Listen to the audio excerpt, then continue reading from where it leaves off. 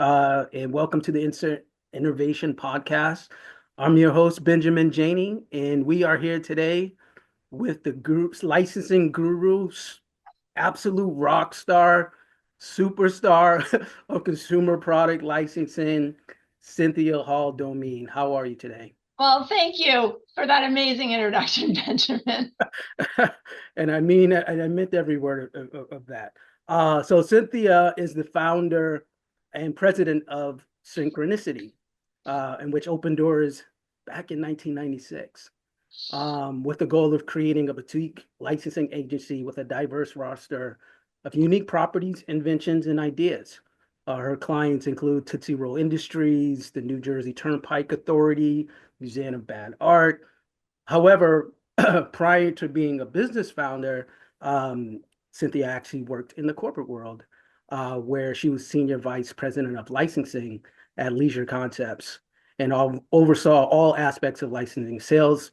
Some of the projects she worked on with LCI included Nintendo, WWF, now WWE, which is Amazing Treasure Trolls, and then also Crash Dummies. So quite a bit of a resume there, Cynthia. Oh, well, thank you, Benjamin. And thank you so much for having me. This is very exciting. And I extend my congratulations to you and your colleagues. I know from being at business school in the traditional 2-year program, we played and had fun like college kids, and the executive MBAs worked hard and juggled a career and families mostly. So it was a whole nother ball game. So bravo to you guys.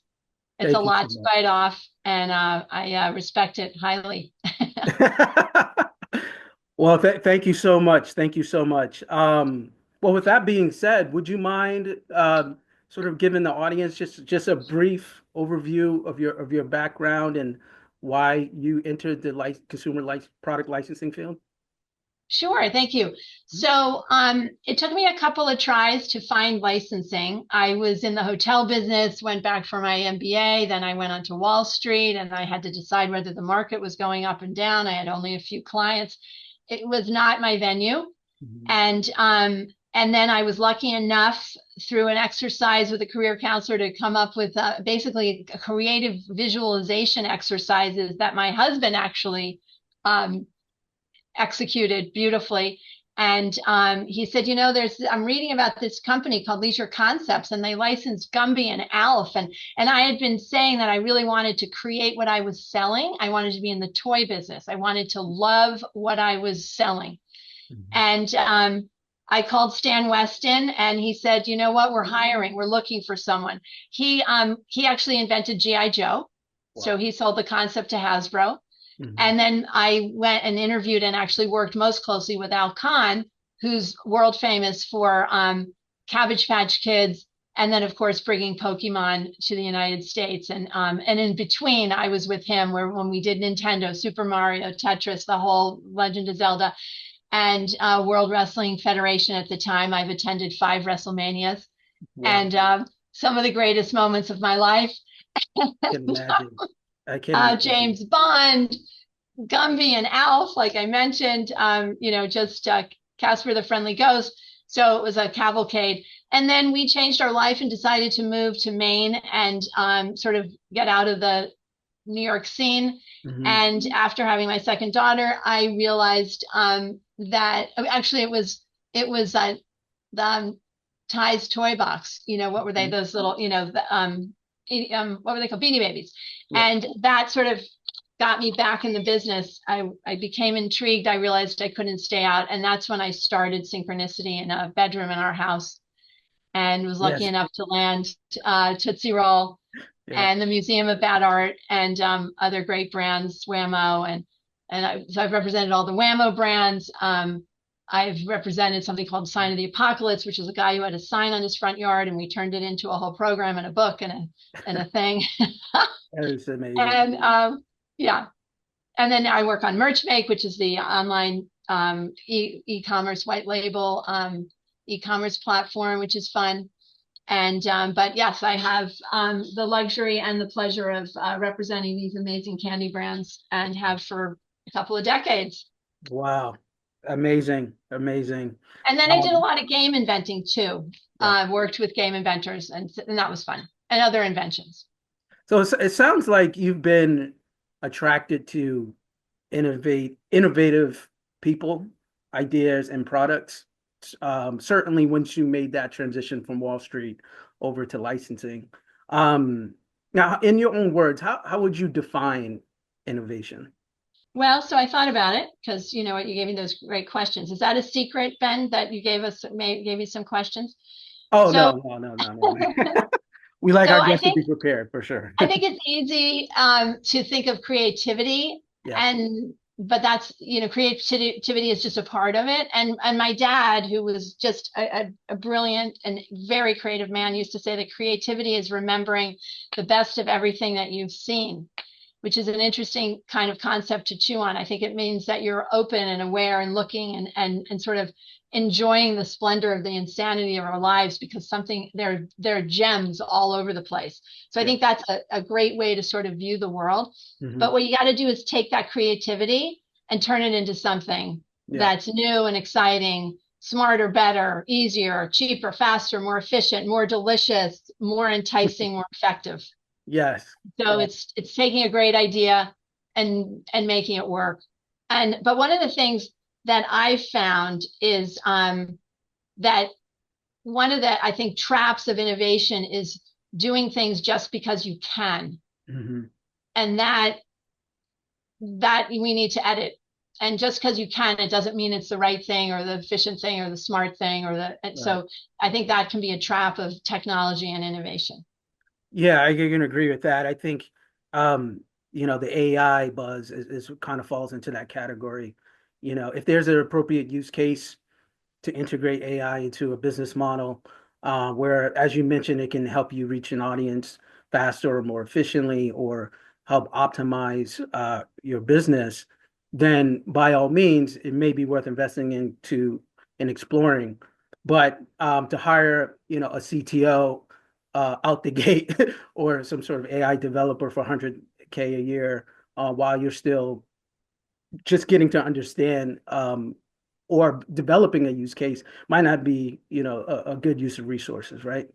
Yeah, and then I was on the board of a hospital, and there's you know, all the doctors are required to use the system, and so they sit and type and ask questions Hmm. for 20 minutes of the session, and asking 80-year-olds if they vape. Well, you know what? The 80-year-old is not vaping. Right.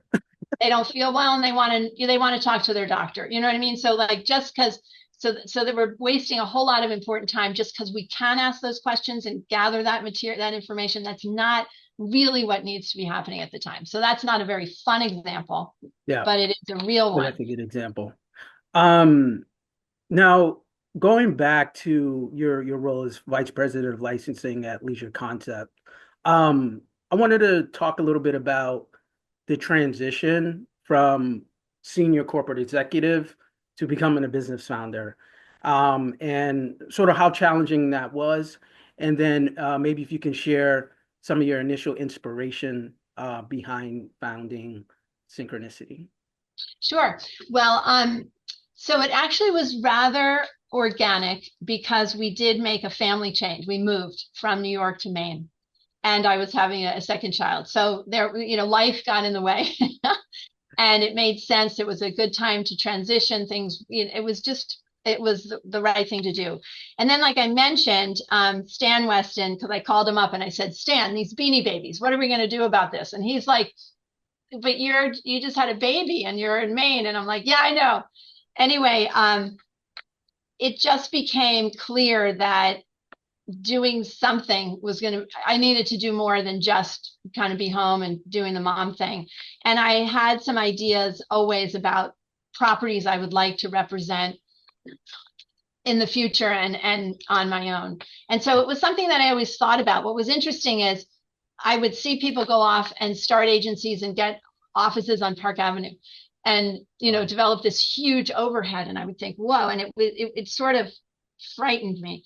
And Mm, what I figured out is, and this would be a huge piece of advice I'd give to anyone, you mm, know, just walk before you run. Just do what you have to do today. mm. And then when the next challenge presents itself, it will be a logical next step. The example I can give is I would think, oh my God, if I start an agency, I have to hire international agents. Well, no, Hmm. I only have to hire them when I have a property that needs representation overseas. And then I'll go, oh, hey, time to do that. And so then it will be a natural sort of flow Hmm. and the right thing to be doing at the time. Anyway, so I started, it was interesting. I sent a letter out to everyone that I was starting. My friend Frank Don suggested I do this. And just letting people know I'm in the business. Hmm. What do you got? Let's talk. And I ended up landing a great gig with Ace Novelty, and I basically became their consultant to work with their outside. I was their outside liaison to their licensed properties, and it was great because there was an income. It was a consulting fee. At the same time, I secured the Museum of Bad Art. But what I figured out is that I spent time on that job getting this, base little salary, and it took away from me doing bigger things. Yeah. So it was a means to an end. Yeah. So I could get going and sort of rationalize it. I had to hire a nanny, things like that. Excuse me, but reality stuff. Hmm. But so then I was able to sort of move out of that and then start doing my real thing, which was representing properties. Now, what was interesting, when I left leisure, it was chaotic and we had so many properties and I just was trying to juggle so much. And so I was so excited that I just had the Museum of Bad Art and this Ace Novelty gig, Hmm. or it was play by play at the time. What was it? Anyway, it doesn't matter.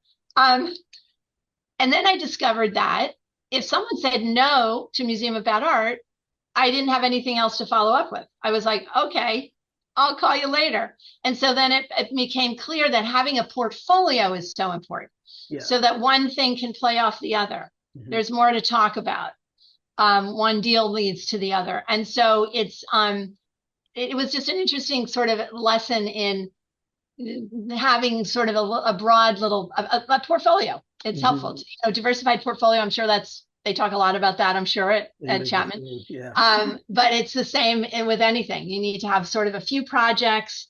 You got your cash cow. You have your thing that your the project that's you're sort of, I can't remember the BCG lingo, but the thing that's you're hoping for, and the Yeah. thing that's not paying, and it's kind of a blend. Yeah.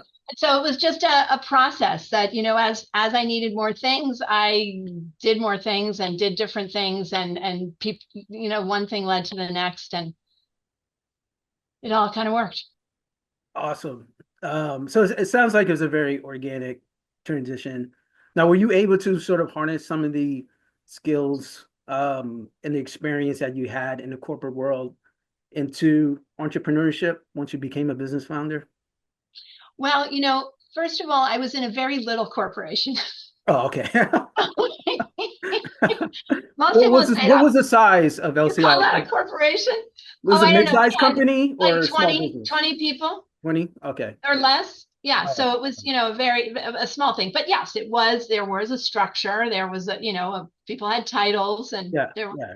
support people. There was a receptionist. We had an office on 6th Avenue. I mean, Nice. it was a real thing. Mhm. Um, I found it to be so freeing. And someone put it nicely that it was time for me to build my mountain, that I was on someone else's mountain.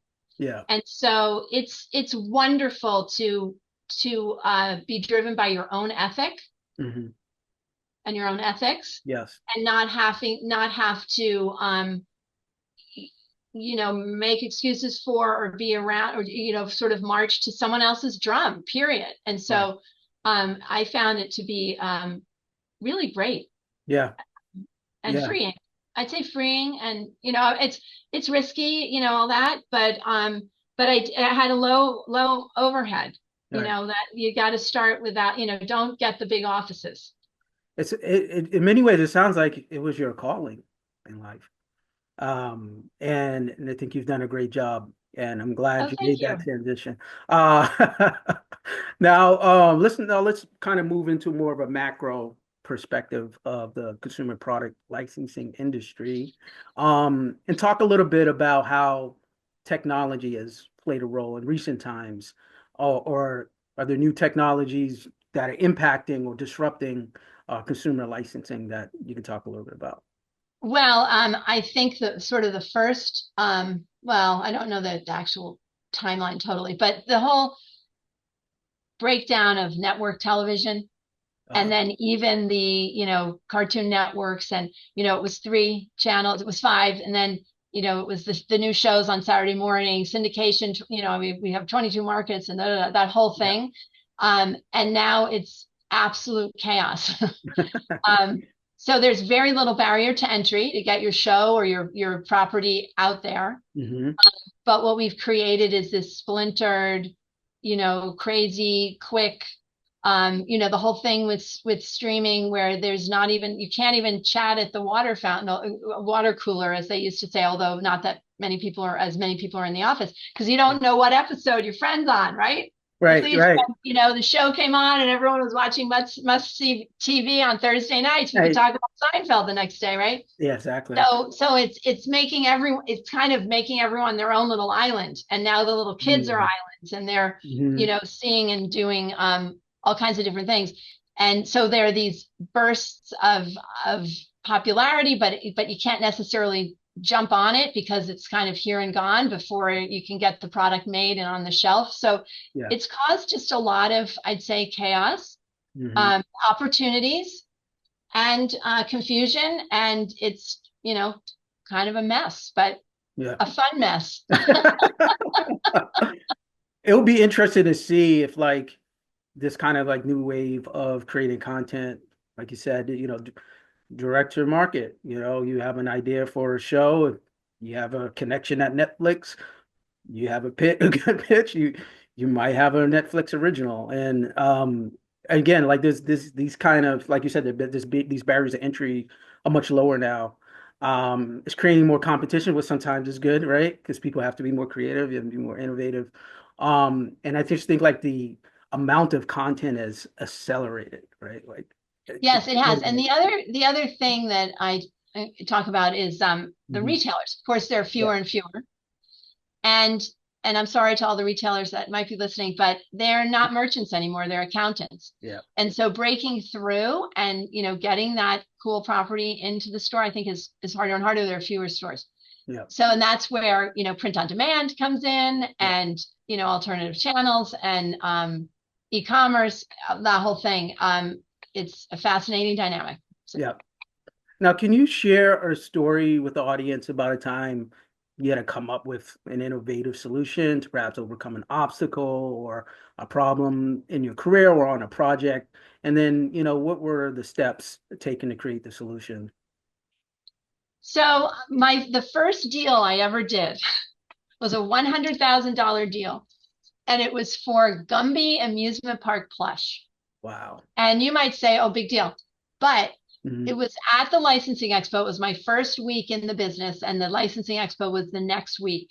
Hmm. So I started on June 6th, 1988.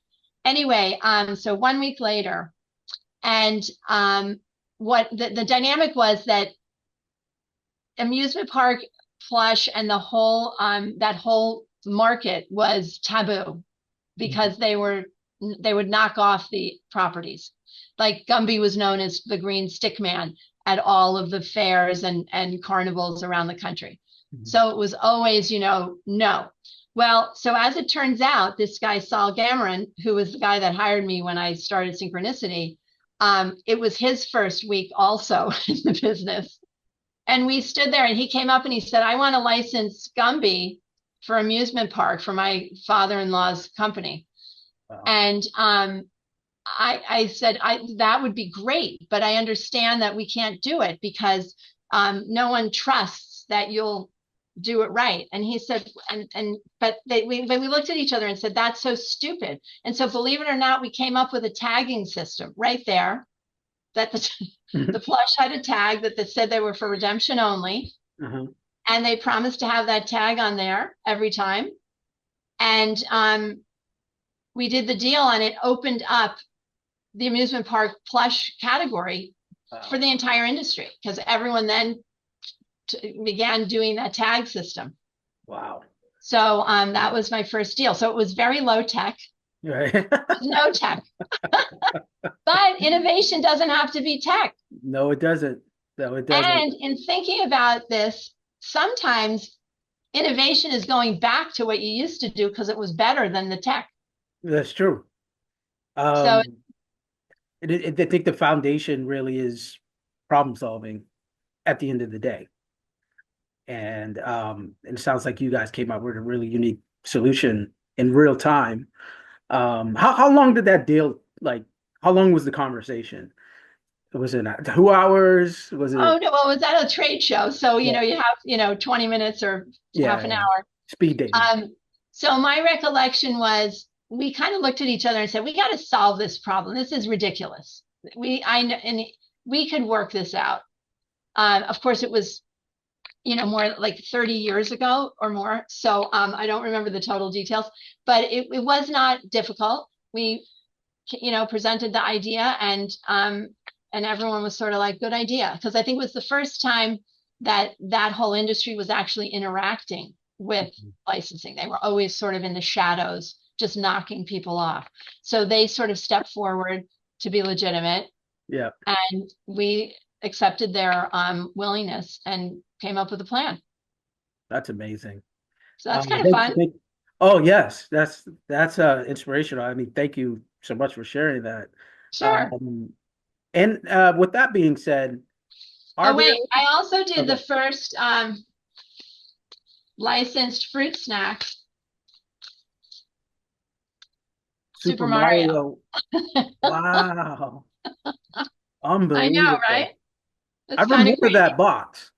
I You know, like. I remember this box. Um, and Legend of Zelda. Wow, Game Game Boy. Boy. Love it. This is bringing back memories. I know. And then I also did the first deal that Kraft ever did. This is an interesting story. I pitched Chef Boyardee because Mario was an Italian guy, right? Yeah. That would have been a logical thing. And so we drew up the concept. Here's the Kraft macaroni and cheese. Wow. This was several years later, but and so it was just a logical thing. We talked about royalties, and royalties for food products are lower. They can be, way single digits. Yeah. And the brand manager sat there and she said, wow, if we did this with you, we would be paying you, you know, $3 million in royalties or some number. Yeah. And I was like, yeah, but guess what? You get the 97 other percent. Right. And it died right then and there because she was looking at what she was going to pay us Wow. instead of what her incremental sales would have been. Right. you Right. know, but that was really not broad thinking. It was very narrow thinking. Wow. Yeah. It's like sort of cutting off your nose to spite your face. Yeah, Something like right, you should have been right. thinking about the 97%. Yeah, and she, of course, the retailer got 50% of that. So, she was going Yeah, to yeah. get, I said 97, but she was going to get more like, what are we getting, 47 or Mhm. so? But I mean, like way more than that. Mhm. And so, why would you think that way? So that's not broad thinking, broad-minded thinking. I don't It was think so. frustrating. So I think you mentioned a few of these earlier, but are there like new technologies that you think will shake up consumer product licensing in the next 5 years? Well, join the party AI, crazy. Right. I think that is, obviously in terms of creativity, coming up with imagery, coming up with ideas. I don't even, I can't even imagine the depth and breadth of that, the impact of that. Yeah. Um, and then, but also print on demand.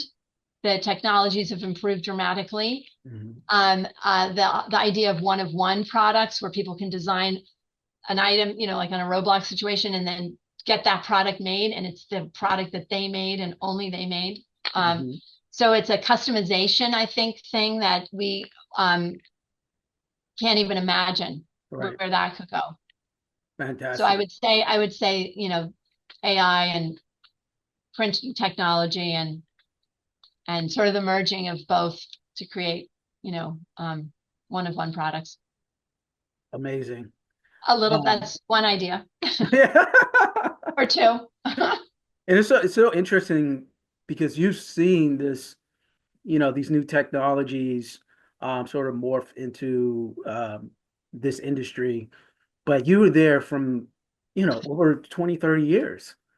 So you've probably seen some technologies come and go that actually didn't stick, I'm assuming. Um, and what were some of those? Well, first of all, it was so fun because it was the Wild West. Hmm. And you don't want to be the old person in the room going, oh my God. But I it was so fun. Anything was possible. And now it's become more and more less of it's no longer a nascent industry. I mean, and so it's gotten more of the, you know, corporatization and corporate overthink, I think a lot. So I don't want to be negative about it, but it was really fun that when it was really just such a new industry.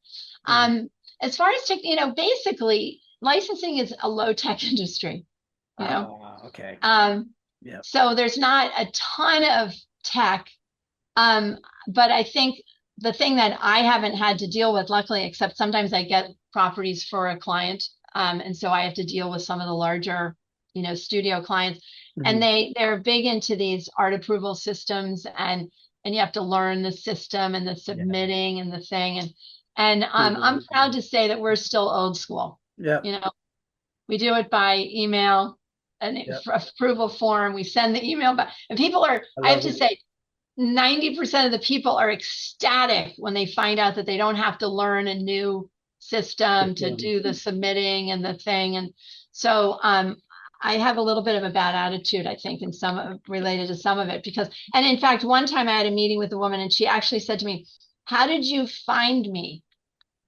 And I'm like, wait a minute, you're selling this property. Like, why wouldn't you want the world to know how to get in touch with you? Right. So that to me was like this, wow. Wow. Now, thank you for sharing that. I didn't realize how, low tech consumer product licensing is. But it Well, makes I think of sense. it, yeah, I think it's rather.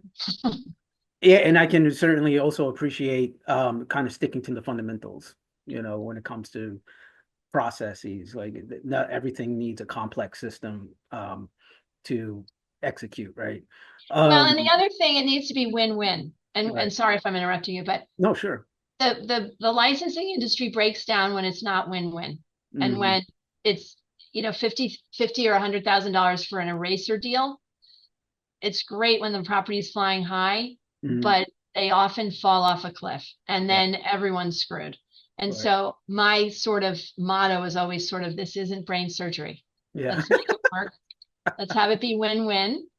And because when that code gets broken, it's a disaster, right. in my opinion.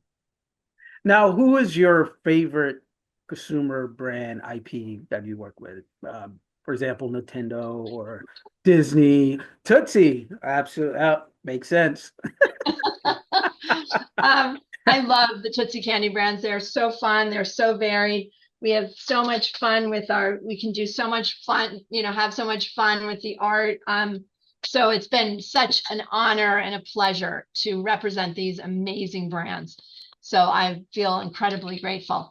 The Museum of Bad Art, the only museum in the world dedicated to bringing the worst of art to the widest of audiences, will always have a very important place in my heart. It's so darn funny. And it was technically the first property that I had at Synchronicity. Yeah. Um, I had a ball with World Wrestling Federation going to the WrestleManias. And in fact, I'm having breakfast with Sally Beckerman, who was the person that I worked with at WWF 20 plus years ago. We've remained friends. We had such a great time. Hmm. Nintendo was great. I had dinner with Alexei Pajanoff, the inventor of Tetris Wow.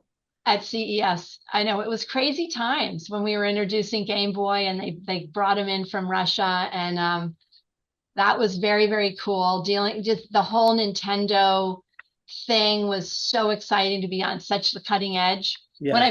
I got my Game Boy the first night, I lived on 14th Street. The office was at 58th. I found myself in Brooklyn Wow. because I was playing Game Boy. So Wow. it was really fun to be, part, what, I'm in the pop culture licensing, and to me, there's nothing more fun than sort of having your finger on the pulse. I can And totally agree with that. yeah, That's amazing. These stories are so intriguing.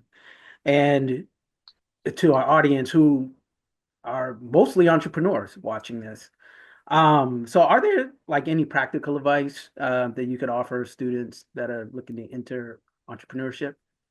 well, first of all, I always recommend to people to work on something they care about. And that's so incredibly important. So, when I was selling bonds, it was like, ugh, I don't care. But when I could create what I was selling and have an active role in it, that's what made me happy. So I think it's so important to find what you really care about, Right. and to sort of dig deep and think about like what were you attracted to as a kid? Like what strikes your fancy? What is it that makes your heart skip a beat a little bit? Wow.